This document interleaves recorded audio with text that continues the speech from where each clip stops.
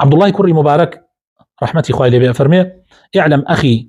أن الموت اليوم كرامة لكل مسلم لقي الله على السنة، فإنا لله وإنا إليه الراجعون، فإلى الله نشكو وحشتنا وذهاب الإخوان وقلة الأعوان، وإلى الله نشكو عظيم ما حل بهذه الأمة من ذهاب العلماء وأهل السنة وظهور البدع.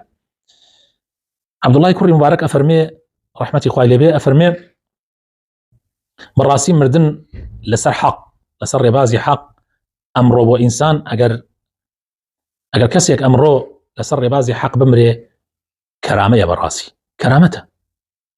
يعني كرامته أجر تو لسر ربازي حق بردوام بتا أمري. جاء فرمي: إنا لله وإنا إليه الراجعون. براسي مصيبتك قورية سكالاي خوما نقاين الله إخوة تعالى لم بيكسيه، لم وحشته. وحشت يعني أولا كتول شونك بيكسبي زمانك كبراتشاكا كان بربر أرو نامينا أو كاري كران ويارمتي دران كم وبونتوا شكاتو سكالاي خوما أجاين الله إخوة پروردگار بهوي أوهم مصائب قورانوا كتوشي مسلمانان بون كأهل السنة روش بروش كما كانوا أهل بدع زيادك لزمان أوانا سبحان الله مصيبة كان دسي فيك. تأكيد لسروا كأجر إنسانك عبد الله كري مبارك أفرمي أجر إنسانك خوابوي بك على سر رجاي راس بمري ولا سر رجاي حق بمري أو كرامته براسي شوك زور زحمة الزمان كيكا تيكوتين أو أفرمي زماني أو زماني تابعين بو أو مصيبتيك أو أنت يكوتن الله إنا لله وإنا إليه راجعون لزمانك ك بياوشاكان بربر نامنا خرابكاران زيادة كان أهل السنة برو نمانة هاوكاراني أهل السنة زور كمبونتوا خرابكاران سريان هالداوة شاككاران يواش يواش كذبن يعني خوتان هستنا كان سبيل لبيس صالبر لي سبكرو من أول رجل مزقوتاكي خو من هر دانشتو لخو بير ما كردوا ككاتي خوي لديمي أمدي موكي دانشتو لديمي أمدي موكي دانشتو بر لده صال بيشيسا لو كاتو تا استا چن پیاوی چاک مال آوائی لیا کردین و مزگوتی بجی الله شوێنەکەشیان بەتاڵە و چۆڵە و کەسیش بڕی نەکردەوە. 10 ساڵی پێش ئەوە لە کفری لە 2004 کاتێ من چووم کەسانێک هەبوون لەو شارە وەکو ئەستێرەوا بوون بەسەر ئەو شارەوە، کەسانێک کە ناودار بوون لە دینداریەتی و لە پیاوەتی و لەلایەنی دینداریەتی و لەلایەنی کۆمەڵایەتی کە ئەوان تەبینی دینی خوا تەکەوتۆ بیر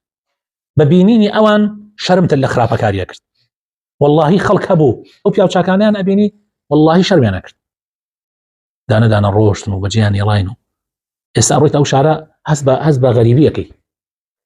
کوا حاجی فڵان و حاجی فڵان و حاجی فڵان و کاک فڵان و مەلا فڵان و هەمووی بەجێیان شتی ڕۆشتن ئەو هەموو ئەستێرە هەمووی کوژانەوە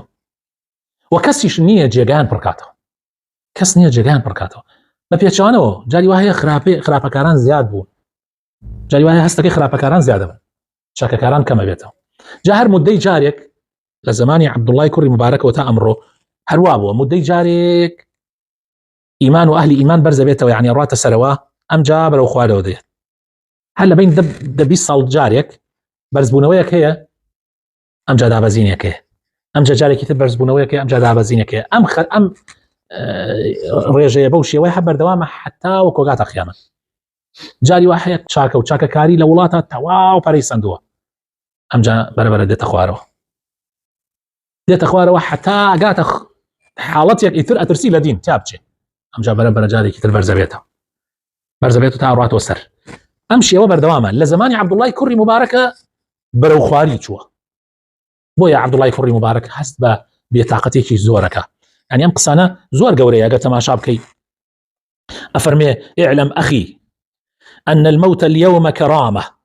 مردن امره كرامته لكل مسلم لقي الله على السنه وهر انسانك ك لسر سنه بقاتو خاي پروردگار كرامته شو امره نما وعلي بتواني لسر سنه مينتو فانا لله وانا اليه راجعون فالى الله نشكو وحشتنا يعني سكالاي تنياي خو ما نگين الله خاي پروردگار وذهاب الاخوان و رويشتني براو خوشويسكان وقلة الأعوان وكمبونوي يارمتي درو هاوكاران إلى الله نشكو عظيم ما حل بهذه الأمة سكالاي خومان أجينا الله خوي پروردگار لويك أو نار راحت يجوريك توشي أمتي إسلام بوا بتياتوني علماء كان أهل السنة جماعات وزوربوني نفامو بدعكاران لا حول ولا قوة إلا بالله.